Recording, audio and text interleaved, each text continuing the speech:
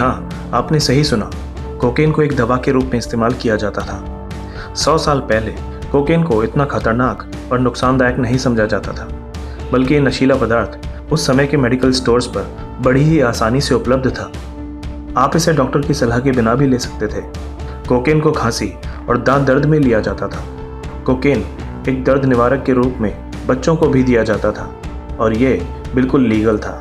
उस समय बाकी दवाओं की तरह ही कोकेन का भी बढ़ चढ़कर प्रचार किया जाता था। इसके अलावा कोका कोला की एक बोतल में 9 मिलीग्राम कोकेन का इस्तेमाल किया जाता था। इसमें कुछ मात्रा कैफीन की भी होती थी। 1903 में कोका कोला ने कोकीन को इस ड्रिंक के इंग्रेडिएंट से हटा दिया था। 1930 के दौरान तारों से बने पिंजरे का इस्तेमाल ब्रिटिश फैमिलीज़ में आम बात थी। जब महिलाएं अपने रोज़मर्रा के कामों में व्यस्त होती थीं, तो उस दौरान इन खतरनाक पिंजरों में बच्चे ताज़ी हवा ले सकते थे। विश्वास नहीं होता कि उस समय इन पिंजरों को बच्चों के लिए सुरक्षित माना जाता था। सबसे पहले इन पिंजरों का विचार डॉक्टर लूथर एमेट होल्ट की पुस्तक the care and feeding of children से लिया गया था, ताकि बच्चों को ताज़ी हवा मिल सके और उनकी ओवरऑल हेल्थ डेवलप हो सके। हालांकि डॉक्टर्स ने ऐसे पिंजरे इस्तेमाल करने की सलाह कभी नहीं दी, पर जिन माता पिता के पास गार्डन या खेलने के लिए पर्याप्त स्थान नहीं था, उन्होंने इसका खूब इस्तेमाल किया लगेगा। लेकिन 20वीं शताब्दी की शुरुआत में अमेरिकन्स अपने बच्चों को डाक के द्वारा एक स्थान से दूसरे स्थान पर भेज सकते थे और इसे गैरकानूनी भी नहीं माना जाता था। एक बच्चे को भेजने के लिए उन्हें 15 सेंट अदा करने होते थे और अगर वज़न ज़्यादा हो तो ज़्यादा कीमत देनी होती थी। अमेरिकन्स अपने बच्चों को अपने रिश्तेदारों के पास भेज देते थे ताकि वो कुछ पैसा बचा कर रख सकें। तो उनके भेजने का तरीका क्या था? दरअसल बच्चों के पास एक स्टैंप होती थी जो उनके कपड़ों से जुड़ी होती थी। इस स्टैंप में बच्चे से जुड़ी सारी जानकारी होती थी। इसकी सहायता से बच्चा अपने सही पते पर पहुंच जाता था। डॉक्टर्स के पास डिसइंफेक्शन यानी संक्रमण का कोई निश्चित इलाज नहीं था और वो इलाज के लिए अजीबोगरीब तरीकों का इस्तेमाल किया करते थे, जैसे ब्लड लेटिंग यानी रक्तस्राव, जो कई बीमारियों का इलाज करने में इस्तेमाल किया जाता था, और जीभ काटना, जिससे हकलाने की बीमारी ठीक की जाती थी। साथ ही लेबोटॉमी यानी दिमाग की सर्जरी और इलेक्ट्रिक शॉक ट्रीटमेंट उस समय आम बात होती थी, पर इन तरीकों का परिणाम ज़्यादातर भयावह होता था। 19वीं शताब्दी में इलाज का एक और तरीका बहुत प्रसिद्ध हुआ और ये था लीच ट्रीटमेंट, जिसमें बहुत सारी चोंक मरीज़ के शरीर पर चिपका दी जाती थी, जो मरीज़ का काफ़ी सारा खून पी जाती थी। जू यानी इंसानी चिड़ियाघर एशियन और अफ्रीकन प्रजाति के लोगों को दिखाने के लिए खोले गए थे।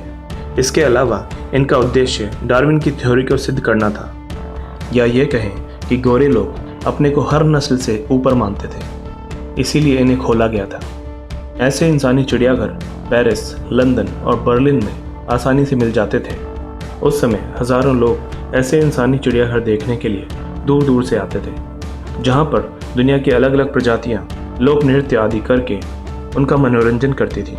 ये एक कड़वा सच है कि ऐसे शर्मनाक स्थल काफ़ी सालों तक प्रचलन में थे। रेडिएशन को सुरक्षित माना जाता था।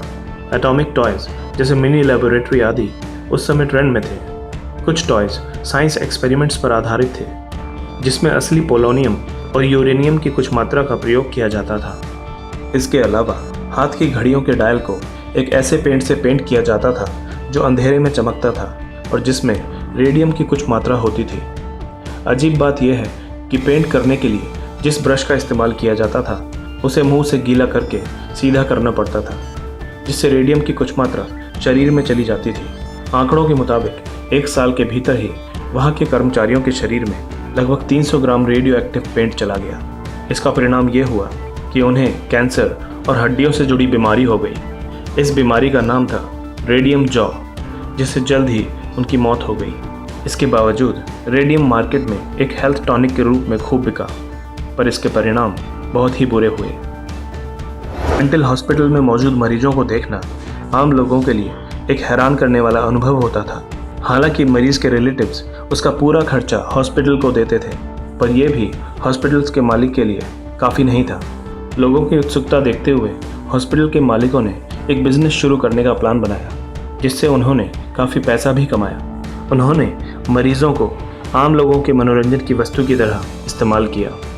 मरीजों को देखने के लिए पैसे देने पड़ते थे। उसके बाद लोग बेचारे मरीजों को देख सकते थे और साथ ही उन्हें एक छड़ी से छू भी सकते थे और मन चाहे तो उन्हें चुभा भी सकते थे। समय में कोई संकी व्यक्ति ही इंसानी शरीर के हिस्सों को एक ट्रॉफी की तरह अपने पास रखेगा। पर क्या आप जानते हैं, इतिहास में ये एक आम बात थी और इससे किसी को कोई भी आपत्ति नहीं थी। लोगों के घरों में ऐसे रूम्स होते थे जहां वो ह्यूमन बॉडी पार्ट्स रखते थे। यहाँ तक कि सोल्जर्स भी युद्ध में मारे गए दुश्मन सिपाही की खोपड़ी अपने पास रख लेते थे। उदाहरण के तौर पर द्वितीय विश्व युद्ध के दौरान अमेरिकन सेलर्स जापानी सैनिकों को मारने के बाद उनकी खोपड़ियाँ अपने पास रख लेते थे। इसे वे अपनी वीरता की निशानी मानते थे।